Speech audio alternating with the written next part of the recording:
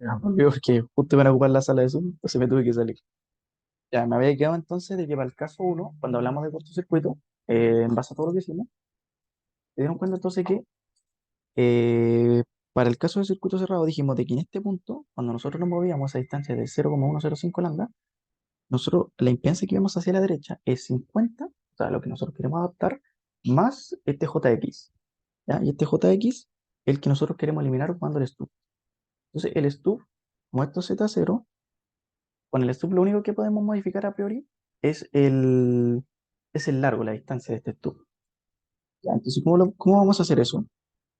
Y eso lo vamos a hacer básicamente eh, con un circuito cerrado. Entonces, el caso número uno, vamos a tener un circuito cerrado, una cierta distancia que fue la que nosotros calculamos, que vale 0,138 lambda. Entonces, en esta configuración de circuito cerrado, con este valor de L, con este valor de LS, nosotros vamos a tener que esto se encuentra totalmente adaptado. Es decir, nada se está reflejando a partir de este punto. ¿Vale? O sea, viene la onda y nada se refleja, pasa de largo. El caso 2 que nos pedían también el enunciado, nos pedían el circuito abierto, eh, básicamente vamos a tener el mismo esquema, ¿cierto? El mismo esquema, pero la diferencia, que esta distancia no va a cambiar, ¿cierto? Pero la de abajo sí, el LS va a pasar a ser 0,388 lambda. Pero ahora en vez de circuito cerrado, va a ser un circuito abierto. Y también se encuentra totalmente adaptado. Entonces, o lo adaptamos de la forma anterior o lo adaptamos de esto. Entonces voy a hacer una recopilación de lo que hicimos. Sí que puede ser harta línea, un poco mareo, pero créanme que es solo práctica. Entonces, ¿qué fue lo primero que nosotros hicimos? Ubicamos nuestra admitancia, también podía ser la impedancia y nos movíamos 180. Cualquiera de los dos es válido. Pero en este caso nos ubicamos directamente con la impedancia. Entonces, admitancia, perdón.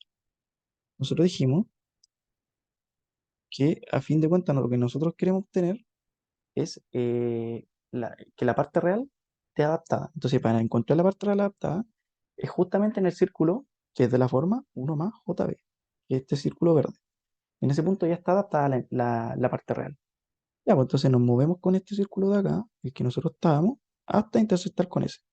En ese punto, las partes reales son iguales. Vale 1, ¿vale? Que es lo que queremos. Entonces, tendríamos que mover una cierta distancia, que es independiente de si es un circuito abierto o un circuito cerrado. Entonces nos movemos esta distancia. Luego, ¿qué teníamos que hacer? Como ahora movimos esto y también cambió la parte compleja ahora vale 0,85 J. Ya, si estamos hablando de admitancia, esta se van a sumar el stub con esta parte, con esta adaptación, ¿cierto? El stub, imagínense, se suma con esta parte, porque estamos hablando de admitancia, están en paralelo. Así que necesitamos para eliminar eso, una parte, o sea, tenemos que colocar el contrario, es decir, menos 0,85 J.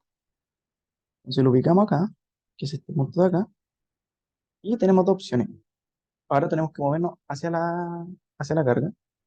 Nos podemos mover así, hasta pillar CC, o nos podemos mover completamente hasta encontrar el circuito abierto. ¿Ya?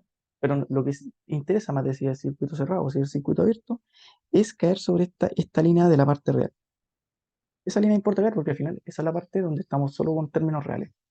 Entonces en este caso o caemos en CC o caemos en CA. Da lo mismo. ¿Ya? Entonces hicimos los dos casos. Cuando caemos en CA, toda esa distancia tenía que valer 0,38. Y cuando queríamos en CC, pues toda esa distancia tenía que valer 0,138. Como les digo, pueden ocupar una o pueden ocupar otra. Nos hicieron en verdad las tres preguntas de la carta de Smith. Sé que es un poco latero, sí, un poco complejo, pero como les digo, es intentar entender la idea que está detrás, o sea, lo que están haciendo, y después soltar la mano. Yo les recomiendo que busquen, hay muchos ejercicios de esto, mucho, y lo que pueden hacer es inventarse valores y tratar de hacerlo. Hay simuladores, yo ocupaba WR, sé que no es requisito, pero también lo podrían ocupar para verificar que todo lo que están haciendo está bien. También es una opción, y de hecho ahí lo pueden hacer hasta visual. Si necesitan ayuda con eso, me dicen, y ahí pueden sacar ejercicio ilimitado. Eh, bueno, eso en verdad. Como les digo, si tienen dudas, háganmela saber, así que ahí estamos en contacto. Lo último que le voy a mencionar, aún no sé si incluir para temas del control el stub doble. Puede que sí, lo voy a pensar en la semana, voy a hablarlo con el profe. Pero el stub doble es, ¿vale? Es un poquito más difícil hacerlo, sí. Pero es así,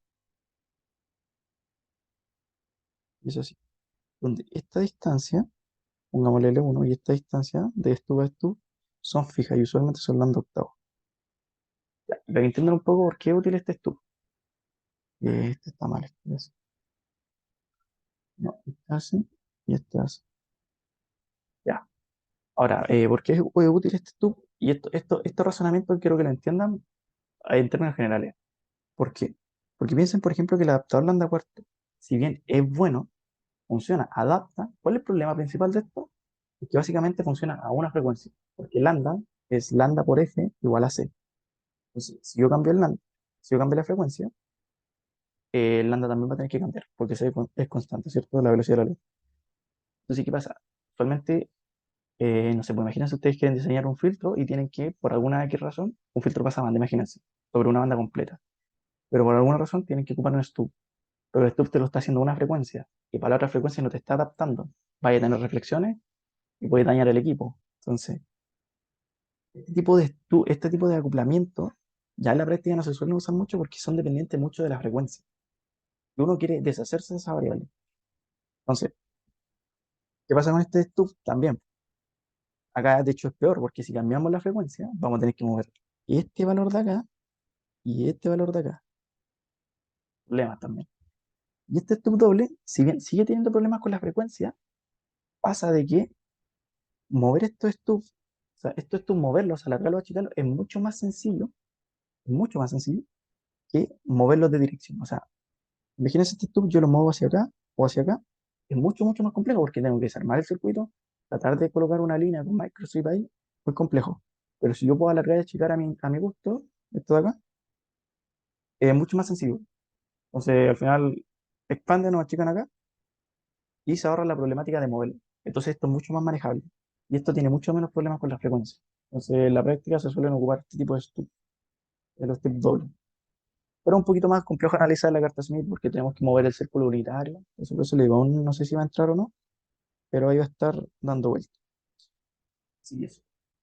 El Buda consulta me la hacen llegar.